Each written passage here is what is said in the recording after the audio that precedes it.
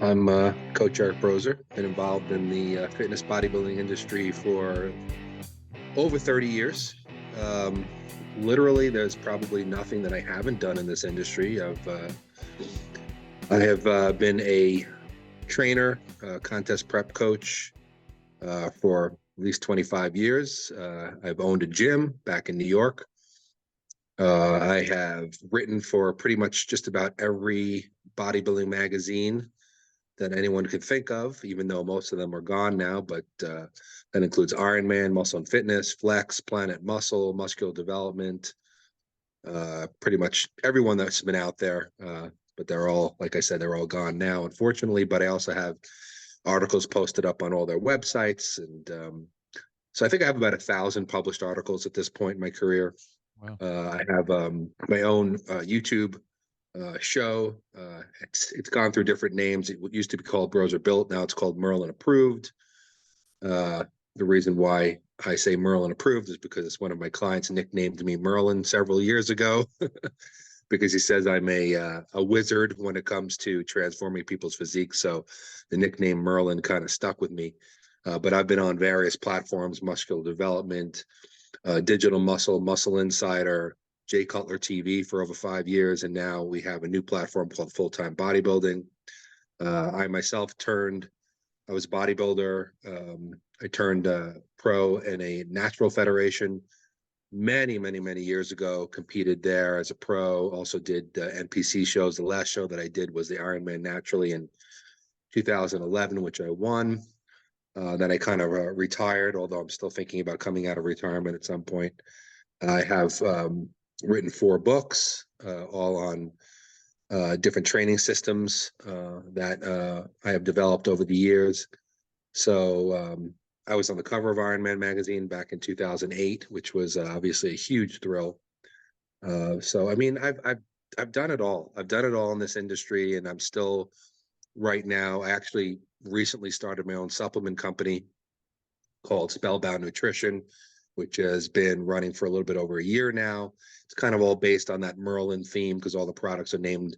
The 3 products that we have now: Merlin's Power Potion, Merlin's Legendary Recovery, Merlin's Vanishing Formula. So it's all based on that Merlin name, and then it goes with Spellbound. Still coaching athletes, CEOs, people in the entertainment industry all over the world. That's my main gig, along with my supplement company. And yeah, I just keep rolling along and doing my thing and expanding my resume. So I've been there, done that, pretty much everything you could possibly think of in this industry, and it's been a real blessing. So doing, all that kind of stuff and having all that kind of experience, and you mentioned kind of expanding your resume. What was that for you? Was that more of like professionally driven, personal interest driven, like wanting to have that experience, wanting to have that just kind of like as a kind of a credit? Like where did it come from for you to be like, I want to do this, I want to write for here, I want to, train, I want to, compete, like all the different things. And then was it like a natural thing for you where it's like, okay, well, this opportunity has presented itself, or was it like, let me go and seek these things out? Like how did all that kind of play out? Are you a personal trainer, online fitness coach, or gym owner on the verge of burnout? Are you wanting to grow your fitness business but can't add more hours to your hectic schedule? Introducing Trainer Revenue Multiplier, the premier wealth creation system for fitness professionals that helps you earn more and work less. Visit www.trainerrevenuemultiplier.com today to schedule your free business accelerator session. If you're serious about taking your business to the next level, schedule your call today.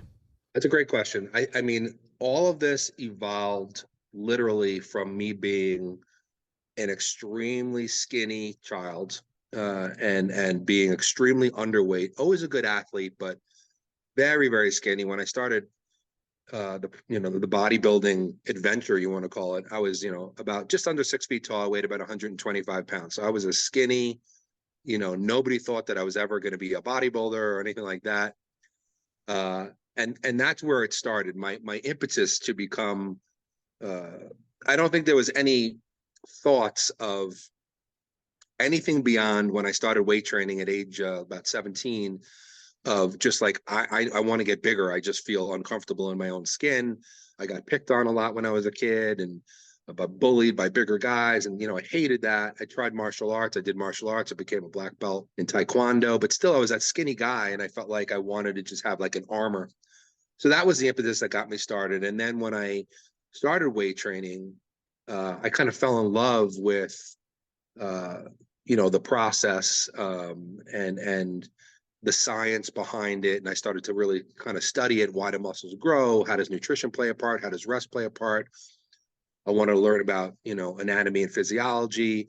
And I also want to learn about the psychology. So when I went to away to university, well, I didn't go away to university. I lived at home while I did it, but I studied psychology was my major, but I studied a lot of the connection between the mind and body. So that was like a lot of my studies because I believed you can't separate the mind from the body. So then I became even more, just interested in, every mechanism behind what, makes people, build muscle, burn fat, that kind of stuff. And then along with that, I also fell in love with the sport of bodybuilding. Always, when I was a kid, I always looked at any actor that was in a movie or a TV show or even a sports star who had a more of a muscular type physique. I was always, fascinated by that, like how did they build that body? So I always had that interest. But then I really got into the sport of bodybuilding and I started, reading the magazines and learning about what bodybuilding was about. And then I wanted to become involved in that. And then I decided to, enter my first competition. So this all evolved originally out of just, being a skinny guy who wanted to get bigger, then falling in love with the process, then falling in love with the sport, becoming a bodybuilder, and then thinking to myself, oh, I want to take bodybuilding as far as I possibly can. However, what started happening was, I guess, through my studies and through learning as much as I did, other people started coming to me and asking me, hey, hey, Eric, I see the progress you've made. Can you tell me, how you built this muscle or, how you eat or this and that? And then that slowly led into me becoming, sort of like a trainer coach. And then that became a business of mine as I realized that after I finished school, I didn't really want to go into psychology in terms of like, I didn't really want to go and get my master's and all kind of stuff. I really didn't want to sit in an office and just talk to people all day. Although I do a lot of that now as a coach, to tell you the truth. But, I wanted to, really, really get more delve into bodybuilding and coaching and training and that kind of thing. So I started doing that as a business. And then, I could talk about this, for like 5 hours and just keep going and going. But what happened is that some of it was intentional, that I sought out, certain people and goals that I wanted to try to reach. Like I was like, oh, I really want to, as a good example, I was like, I really want to try to, maybe write an article for a magazine. That would be amazing to be like in a magazine, the ones that I read all the time. So I sat down and I was a pretty good writer in school and I was a good creative writer. So I wanted to combine creative writing with my knowledge.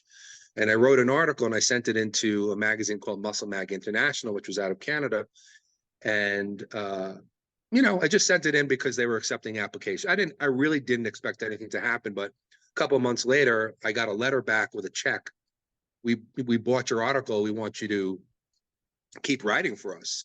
Some of those things, like I said, were intentional. Like, wow, I made this happen. And then I became a writer. And like I said, eventually started writing for pretty much every magazine, had my own columns in the magazines, regular articles, regular features, and then writing books.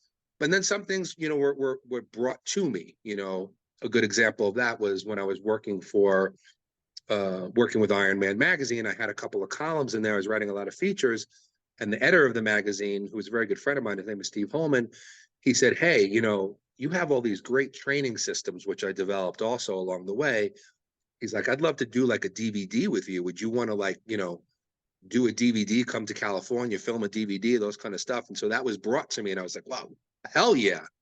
And that first DVD, which was called the Power Up Brain Shock Training System, was actually the best-selling DVD at Iron Magazine for 4 years straight. And then he actually also asked me at one point, "Hey, do you want to shoot the cover of Iron Man magazine?" I'm like, "You're asking me, do I want to shoot the cover? Are you kidding me? Lifelong dream." So some of the things were intentional. Some of the things were brought to me through my connections, through the things that I was doing. So they kind of went back and forth and just led to this, everything just started building on each other and led to me, being involved in so many different facets of the industry and the sport that, it was just kind of like a runaway freight train. And like I said, a real blessing because it's allowed me to touch so many, areas of this amazing industry. And I'm still doing it today. Most people are like, I'm good at this thing, so I'm going to go and get better at it. Whereas with the weights, it seems like there's so many people who have like the physique, like you start off so small, so skinny, but you have that drive to get good at this and to build muscle and to, whether it's for the strength and the numbers or the size, it's funny that like you in other things you see like you have potential in this, so I'm going to go get that. I'm going to go get better at that. But for a lot of people, it's almost the opposite when it comes to the weight room. It's a good point. I mean, I think that when it comes to bodybuilding, yeah, it does happen a lot where, maybe somebody who's already, involved in it will look at somebody and go, "Man, you have an amazing physique. Do you work out?" And the person will be like, "No, I don't work out at all." "Wow, you have amazing potential. You should get into the weight room and you should start working out. You could be Mr. Universe." That's probably happened. But I think that people who go into bodybuilding, who get involved with it, probably come more from the other side where, they don't necessarily look like they have any potential, to build an amazing physique. Right. And then that starts to basically evolve as they're working out. Now, I know with myself, I was a very, very, like I said, extremely underweight guy. Just had a very, very fast metabolism, and I just didn't have any muscle on my body. I was a good athlete, good baseball player, football player, that kind of stuff, but no muscle mass. And, I just wanted to get bigger. And when I started getting when the people around me started seeing me get really involved and sort of start dropping other sports and other activities to get more involved in bodybuilding, like, "What are you doing? Like, you don't really have any potential for this. Why are you putting so much time and effort into something that obviously is not in your wheelhouse? You're so skinny, you're never going to weigh 200 pounds or 210, whatever you want to say. You're never going to be that guy on stage. It's never going to happen." Which, of course, for me, just lit a fire because then you tell me I can't do something. Of course, I'm going to be like, okay, well, now I'm going to do it twice as hard. And so, like you said, I think that a lot of times people, maybe they're overweight, maybe they're underweight, maybe they're just a regular person who wants to get into fitness. It's as you start doing it and you start to see some development happening. I think that's when, not everybody wants to go so far. Some people just want to be in shape or whatever, which is perfectly wonderful. But I think that you start to see something happening and then you go, "Oh, wait a second, maybe I can, build up, maybe I can get on stage." I've even had it with clients of mine who have no intention of all of competing. They'll even say straight out like, "Hey, Eric, do you work with people who are just regular people, not competitors?" I'm like, "Yeah, of course. Most of my clients are just regular people." And then a year into training, then they'll be like, "Do you think I could do a show? I'm like, "Yeah, you could. If you put your mind to it, you've built enough muscle, you can actually do it." So sometimes, those things just kind of come along the way, even though you don't have any intention in the beginning. So it's an interesting sport in that way because, if you don't have tremendous talent to play basketball, just genetically engineered, or even play an instrument. There's some people who can pick up a guitar and they start playing it with no lessons. And it's just like, how do you even do that? There's something just innate. And then there's other people who can take lessons for 15 years on a guitar and never really play that well. Mm-hmm. But the thing about bodybuilding is that everybody has some kind of potential. Maybe your potential is not to be Mr. Olympia, but everybody has potential to really, really, if they put the time and the effort in and they do it right, to completely redefine their body and probably build a body that can get on a stage, whether it be a local level or whatever. So it's a very interesting sport, because certain sports, no matter how much you practice, you're never going to make it to the NBA or the, NFL. When you're talking about the people who are on, the Mr. Olympia stage, or pro bodybuilders, or, any of the divisions, whether it be female, male divisions, whatever, when you're talking about that level, there definitely is a genetic component. There's not that many people who, no matter how hard they work. Are you a personal trainer who wants to scale and grow your business online? Have you been coaching online for years, yet don't know how to incorporate online into your current business model? Introducing Trainer Revenue Multiplier, the premier wealth creation system for fitness professionals that helps you earn more and work less. Visit www.trainerrevenuemultiplier.com today to schedule your free business accelerator session. If you're serious about taking your business to the next level, schedule your call today. No matter how many drugs they take, no matter how many years they put in, they're never going to weigh 260 pounds at 3% body fat. Like, it's just not going to happen. It's just not in their genetic map. That doesn't mean that they can't weigh, 210 pounds, be shredded to the bone, and look like they could be on a magazine cover. Mm-hmm. So there's a genetic component to reach a certain level. And of course, some people, again, genetics helps a lot in bodybuilding. I think genetics is the number one factor for reaching that really high. A lot of people think it's drugs, but I've known a ton of people who've taken a ton of drugs and gotten basically nowhere. I've seen guys who have built better bodies naturally than guys on drugs, because they just don't have what it takes. But back to my earlier point, the amazing thing about bodybuilding is that no matter who you are, no matter what your genetics, no matter what level you're at or where you're starting from, you can make such significant progress if you do things right, that you can literally give yourself a body that you would not have recognized years before or never thought you can achieve. It's a very unique sport in that way. And that, I think, is what makes it a beautiful activity. Forget about even the sports side of it, because there's very few people out there who, in the myriad of this world of how many people weight train, very few people actually compete or even want to compete. But you could, still just walk around and look like you compete, or walk around and just look amazing, no matter where you've come from. So, like you said, throwing out the competition side, but the lifestyle of it, it has so many positive benefits when you look at just the general population. Yeah, absolutely, 100%. I mean, listen, competing in a competition, getting ready for competitions, is not something that I would call a healthy activity. Now, what I mean by that is that you're pushing your body to tremendous extremes. And this is no matter, what level you're at, but to get yourself down to those single digit body fat levels. I mean, if you're really somebody who's really pursuing it all out, getting yourself down to where, you're almost sort of dehydrated, you're overtrained, you're overworked, your central nervous system is, shot, you're pushing your muscles and your tendons, your ligaments, your joints to the extreme. It's not healthy. That's not to say you can't be a healthy person, because you have to know how to cycle things. You have to know how to, take care of yourself in the interim. But the sport, the activity, what bodybuilders do in general, is incredibly healthy. And like I said, the majority of the clients that I have are not competitive. Or maybe it's 50-50, but I've worked probably in my life with more non-competitors than competitors, just people who, dads over 40 who want to get their body back, or women who've had a few kids and they want to get their body back, or just people who just say, hey, I just want to be healthier, or, hey, Eric, I just, I don't want to be 300 pounds, but I want to be 180 and look good. I want to look, and the basis of all their programs is still what bodybuilders do. Right. Yes, it's customized to the individual, their goals, their body type, if they have any injuries, obviously, but still the basis is still a healthy diet, where you're focusing more on macronutrients than you are on calories. It's still a certain amount of weight training. It's still a certain amount of cardiovascular training. It's getting proper rest. It's having the proper mindset.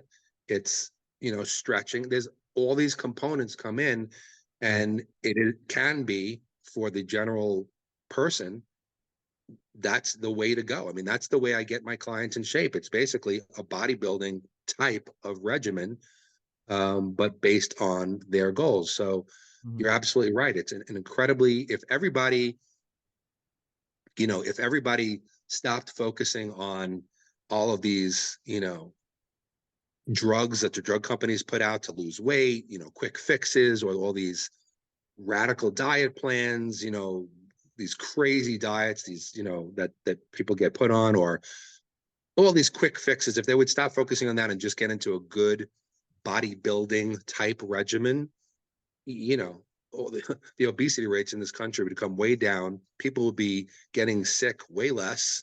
You know, of course, they don't necessarily want that to happen because it's not good business to have healthy people. But that would be the case, because I do it every day with people. I mean, I have people who come to me and they're like, Eric, I'm 40 years old and I have kids and I can't even run around with them because I've let myself get so out of shape. And when I was high school, I used to be an athlete, but now I'm so far away from that and I'm unhealthy and I'm, all these different things. And I say, let's just get you back onto, a proper program. And then, 6, 8 months later, a year later, depending on where they're coming from, they feel great. They're running around. They feel great. They look great. Their clothes fit better. Their joint problems go away. They're off all medications. They get great labs from their doctors. It's just how it works. They go way down the rabbit hole before they even, start doing anything. Yeah, well, I think that you're absolutely right. A lot of people, they get overwhelmed by all the information that's out there, and that's why I think that it's great to hire a coach that, and let me just say that there are a lot of coaches out there who shouldn't be coaches. There's a lot of coaches out there who, I don't know, they go win one competition and now they think they're a coach. I mean, I myself and I know a lot of really, really talented coaches out there. There's a lot of experience and education that goes into truly being a coach, because you have to know how to coach not only a guy who wants to become Mr. Olympia or a girl who wants to become Miss Olympia, but you also need to coach somebody who wants to be a speed skater, or somebody who wants to be a tennis player, or somebody who is 65 years old and they're elderly and they have a lot of problems, and you have to coach them as well. So, I mean, hiring a coach, I think, is one of the best things that you can do if you find the right coach, because a good coach will set you on that right path and give you the basics first. Because the basics, it still comes down to training, diet, rest. Those are the things. I mean, that, all the other, you know, supplementation, having the right bed, having, all these, putting in a water filtration system into your house, all these things, you can go all the way, but you have to have those basics first. I mean, you can have the most beautiful car in the world sitting in front of you, but if the engine is not in there, it's not going anywhere. So yeah, absolutely, that people sometimes get caught up. So I think, you know, being a coach, I mean, that's what I try to do with people. I just started with somebody, with actually a husband and a wife, who had tried a million different things, and they came to me like nothing is working, and they were very, very overweight. Both feel very, very unhealthy, and they're not that old. I mean, they're maybe in their early 40s, and they're acting like they're in 70s. And I put them on just a very, very basic regimen uh, of training, cardio, and diet. And in just a few weeks, they feel transformed, because it's just when you're in the basement, to just climb up out of the basement is just going to have such a wonderful effect on the body. You don't have to climb to the upper level yet. Now, one day, maybe their goals will change and they'll want to even take it even further, and then we can go there. But yeah, it's the basics. Even for when somebody comes to me and says, I want to be, a professional bodybuilder. What do I have to do? What drugs do I have to take? What supplements do I have to take? I'm like, wait a second, slow down. I'm like, forget about drugs and supplements. You have to learn training, You have and to you have sign to up for learn a diet. gym membership. Yeah, I mean, training and diet, no matter, I mean, nobody can sit there in their house and take every steroid and growth hormone in the world and get big if they don't train. So, I mean, obviously, if you're not eating and you're not training, nothing's going to happen. So put all that stuff aside and focus on the training and the dieting, And that is going to be what's going to build your foundation. And you go incredibly far with just those two things. So people have to slow down and understand that they have to, you know, again, going back to the example of somebody who wants to play an instrument, let's say guitar. You can't just say, hey, I want to play like, you know, name the best guitarist in the world from any band, whatever. I want to play like them. Okay, well, first you have to learn how to hold the damn guitar. You have to learn to actually what the chords are. You have to learn how to even, you know, there's so many steps. You got to master those steps before you go to the more complicated stuff. As a general statement, yeah, it'd be very, very nice if we were taught from an early age. And of course, it would be great if, you know, you have parents who lived not only a good physical lifestyle, but also took care of their mental health as well. And that doesn't even necessarily mean, you know, seeing a therapist or anything, but, you know, just, I don't know, I guess teaching the right ways to look at the world, ways to handle situations, you know, ways to sort of understand other people and their effects on you and what effects they should have or not have. It'd be wonderful if we could tie all those things together to make a complete healthy person. But I think that that's probably a rarity. I think that, you know, I think that people in general, and I'm guilty of it too. So I'm not preaching. I mean, you know, we tend to look at things that we don't have rather than things that we have and being grateful for them. You know, I forget that a lot. Oh, and let me just add to that and just say that anybody who doesn't believe that thinking in a positive way leads to positive results is wrong. Because, you know, if you're thinking negatively all the time, I'm not going to get this, that's not going to happen, and I'm going to try this routine, but it's not going to work, whatever, your body will follow that. And the body's always going to follow the mind. So you should always try to have a good outlook on anything that you're trying to do, anything you're trying to achieve, and just in general. And that'll not only make you healthier physically, because the body will react. You know, stress is the biggest killer in the world. Stress is what causes all disease. It's usually not just genetic. It's usually the stress that brings it about. But your body's always going to follow what your mind is thinking. And even having, and again, I'm guilty of it too. I always have to check myself. Having negative thoughts and thinking in a negative way, whether you want to be a bodybuilder or anything else, it's going to have a negative effect on the outcome physically. But, you know, when I'm talking about mind, again, in another aspect of the mind-body connection, I'm talking also about the connection in the gym of training and being consciously aware and thinking about what you're doing, and connecting to the muscle that you're working to bring about much more positive results rather than just going through the motions. That mind-body connection in that sense is so powerful that they've even done studies where they've like hooked up electrodes to like a sprinter's legs and had them literally just sit in a chair and as powerfully as they can visualize themselves sprinting in a race. And they have found that the actual muscle fibers in the legs will start firing, even though their legs are completely still. So it just goes to show that mentally, how you can affect the body, just thinking about something and willing it can make it happen. So that's something that everybody should also, I'm very, very big in the gym on focus, concentration, almost having what I call like a Zen-like meditative state when you're training, shutting out everything that's around you, trying to shut out the noise, trying to shut out the people. If you have to, close your eyes and really, really get in touch with the muscles that you're working. And I guarantee you, and it's been again shown in studies, you will fire off more muscle fibers and exhaust more muscle fibers if you do this. Even if your form is perfect, just going through the motions and thinking about, what am I doing later today? Or, oh, did I post this on social media? Whatever. You know, you have to clear your mind and focus completely on the muscle. So that's the other aspect of the mind-body connection that I am very, very big on. I saw a similar in regards to the nutrition side. It's very, very real. I mean, they've done studies that along those lines with medications and given people, hey, this is going to cure this disease 100%. This is a great medication, and just giving them a sugar pill. And because they believe that it's going to work, the body turns on the mechanisms that's going to make it work. And that just goes to show there is just the mind is what controls the body, it's in all aspects. So if you believe something about your body, it's probably going to happen.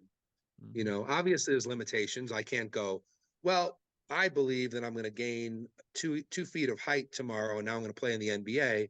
Obviously that's not going to happen, but within general possibilities, you could do some incredibly powerful things with just your mind. So you have to harness that power. And I'm going to generalize it to bodybuilding and weight training and physical transformations, because that's what we're talking about here. But if you can, even if you're, the crazy thing is that if you're somebody who's in the gym and you're doing everything wrong, but you are so 100% sure in your mind that this is the best training program ever and I am going to grow, you probably will. Would you grow even more if you were doing everything right and totally believed it? Probably. But that's the mind. That's the mind at work. And I know that even Arnold Schwarzenegger used to talk about years and years and years ago. He used to say that he can make the pump in a muscle occur by just thinking about it, which is sort of like the runner's thing before.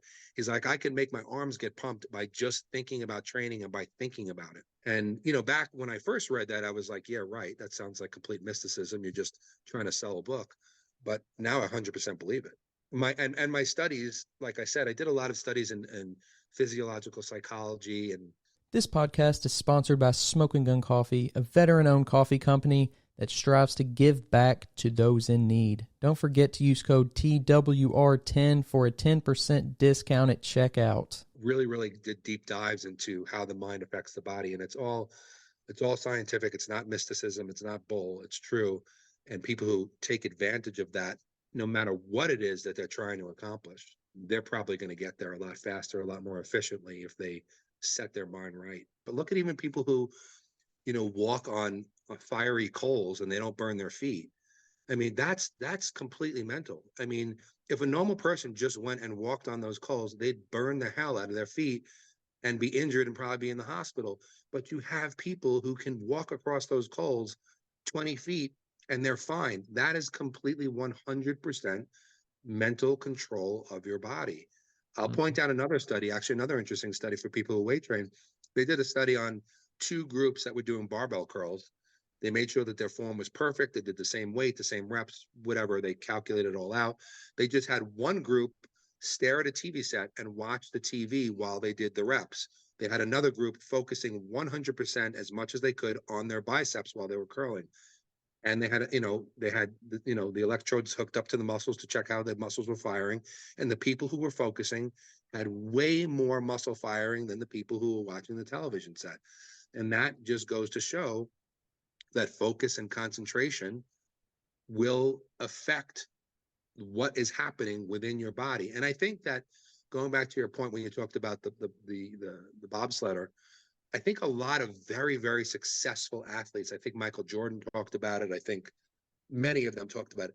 This is something that they know instinctively. They know instinctively, like they just know this connection exists. For a lot of people, it's not taught. And there are some, I think, therapists or psychologists out there who actually do teach this. They will actually take athletes, and part of their training is to actually teach them the mind-body connection and how to focus. One of the best things, and I try to teach this to people myself, that you can do before any workout, if you want to have a great workout, is to visualize the workout in your mind. If you will sit down for a brief time, you could do it the night before, you could do it the day of, and you can picture yourself in the gym, whatever, say you're training chest that day, and sort of mentally go through the workout in your mind. Close your eyes, quiet room, think about, okay, I'm going to do the bench press first, I'm going to do this, and sort of go through the routine in your mind and see yourself performing the exercises better than you ever have before, using more weight, getting the most incredible pump, feeling, that connection to the muscles, and then if you go to the gym, you've already mentally rehearsed the workout in your mind. Your body is already set up to achieve what you've already thought about. So you will go into the gym and have a better workout. So the process of visualization, again, is just another mental tool that we have. And it all goes along the lines with what, how the mind and the body are 100% connected and cannot be. And if you disconnect them, no matter what it is you're trying to do, you're gonna have much slower results, if any at all. I used to watch bodybuilders train, like in videos and stuff like that years ago, so much when I was competing, and and there was certain people that I would watch, and I would watch the way they would train and do certain exercises, and it would connect so well with me in my head, going, that looks right. That looks like they're really getting that target muscle. That looks like the performance that they're using is just correct. It resonated with me. And on the other side, I would see people doing certain things and going, that just doesn't look right to me. Like, that just wouldn't work for me. Sometimes I would take those things into the gym myself, and it would help me to sort of get into a better groove with certain exercises when I was still learning, Mhm. and seeing the way others do certain things. And it would just put me into a better pattern myself, mechanically and mentally, doing things. So yeah, I mean, sometimes we could even take those cues from somebody else, and it's still something that we're receiving, visualizing, then putting into our own head, and our brain is working with it and going, now I'm gonna use it myself with my own body. So I think it's still a pretty similar thing. Starting from where you started, and what did you ever feel like a sense of kind of like an imposter syndrome at all? When I was younger, I definitely had a confidence problem, and I definitely had a problem thinking that I was going to be good at something. I think my initial thought was like, I'm not going to be good at that, or that's going to be tough for me. I definitely worked on that, and I think I still work on it today. I think that it's a lifelong process. There are some people who are just born and just literally whatever you throw at them, they're ready for it. That's just part of who they are. It's just in their DNA. And I admire those people. I think it's awesome. But then there's other people who have to really work on it. And I think I had to work on it. I think that with me, I feel like the way things were presented to me, I felt like I was ready for them. I felt like each opportunity that was presented to me uh, was exciting. Doesn't mean that I wasn't nervous about it. Doesn't mean that I wasn't hesitant. But I always went for it. I always said, feel the fear and do it anyway. So never really had. I don't really think anything was ever presented to me where I went, oh no, no, no, that's just too much. Even when I had the opportunity, I lived in Florida. I'm born in New York, but I was living in Florida at the time, and I was working with a client who happened to be somebody who was a developer of reality TV shows, and he was very, very into bodybuilding and fitness as well. And he asked me to move from Florida to California to have my own reality TV show. Hmm. It was going to be called Natural Body, because I was a natural bodybuilder, and he thought that I'd done such amazing things with him, and he wanted to present me to the world. And I mean, that was scary. That was pretty scary, because not only now I'm moving across the country for something, so wow, I wasn't, it wasn't like I was being handed some huge contract, like, come do this. It was kind of like something like, if we do it and we do it well, and then it becomes successful, it could be huge, but there was no guarantees. But even with that, I was just like, I think that I was just like, more like patting myself on the back, like, wow, like, you're really doing something here. People are noticing, and you're being given these opportunities because this person believes in you, so believe in yourself, even though, again, it wasn't the kind of thing where I was definitely nervous. I remember the first day, filming, I was just like, man, am I gonna, how am I going to handle this? Am I going to be good? And I would just do it. And most of the time, even now, there's a lot of times where I go to do something, and I'm a little bit worried about it. And almost every time that I'm done with it, I go, why was I even worried? I have this, I've done this. I can do this. This is in my wheelhouse. I've got it. But sometimes I have those little hesitancies in the beginning. And then a lot of things I bring upon myself. I mean, even when I decided to open my own gym in New York, I mean, that was a huge financial, burden. It was a big chance to take. I mean, gyms are hard businesses, but I did it. So, and I did it with the help of my sister. Her and I went to business together. But it was a huge undertaking. So I think to answer your question generally is, I don't go into everything like, yeah, I got this, I'm going to kill it, blah, blah, blah. I just go into it saying, just chill, do your thing, be yourself. You've got this. You've had a lot of successes in the past. You don't have to necessarily, you're not gonna be perfect at everything you do. You know, even the best in the world, the best quarterback in the world throws interceptions, you know, the best basketball player in the world sometimes misses a couple of free throws. It happens. Usually, like I said, when I'm done, I go, man, I did that. I was good. I was fine. You know, these days I'm pretty confident and I feel sure of myself because, you know, it's all about being prepared. It's all about knowing you've done the work. Right. And it's all about just saying, you know, as long as as long as I'm myself and don't try to act like anybody else, and just stay in my own lane, then I'm going to do well. So, you know, that's kind of the attitude I've taken on. You know, being presented with opportunities and taking on opportunities yourself, maybe some advice for people out there who are getting into being exposed to more opportunities. How do you go about weighing out the opportunity, if you will? Before I answer that question, I want to say, because it brought something in my mind. Opportunities now are far less prominent than they were years ago. And that's because with social media, with, you know, just the way the whole industry is involved, there's so many more people involved in it. There's so much more competition that do not, no matter what, if you win Mr. USA, or if you, I don't know, have some other big success, don't just sit at home and go, okay, I'm waiting for the phone ring. It's going to ring any second. Somebody's going to say to me, hey, do this, do that. It's not going to work that way. You have to literally start knocking on doors. You have to present yourself. You have to put yourself out there. You have to get your resume together. You have to put maybe a film clip of yourself speaking together. You have to make companies or people know you and say, yes, I want this person. Very few people anymore in this industry just get opportunities thrown at them because there's so much competition that they're waiting for you to come to them and say, hey, this is why you need me, not like, hey, I need you.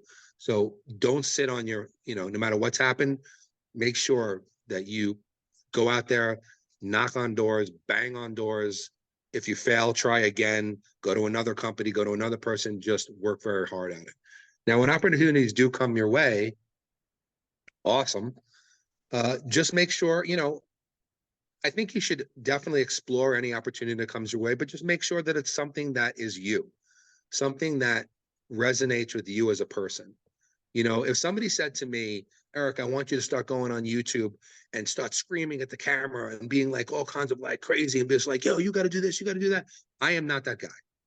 You know, there are people who go and they love to make these crazy videos and they have millions of followers because they just like to act crazy or do crazy things or whatever. Great. If that's you, great. But you have to be yourself because then it's never going to come across genuine.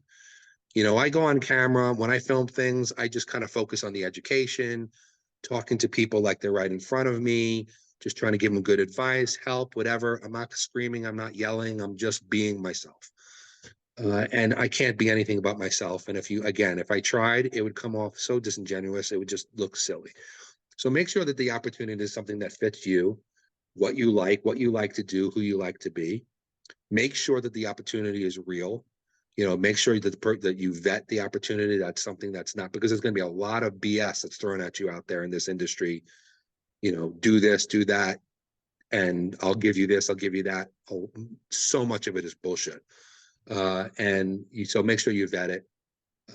And you know, but don't be afraid to try new things. You know, don't be afraid to you know, try things that are a little bit out of your wheelhouse or a little bit outside your personal box, because you may find that you really like it. I was given the opportunity to be in a movie a couple of years ago, and you know, I'd only done non-scripted stuff on you know, YouTube channels and podcasts and all this kind of stuff, but this was something completely different.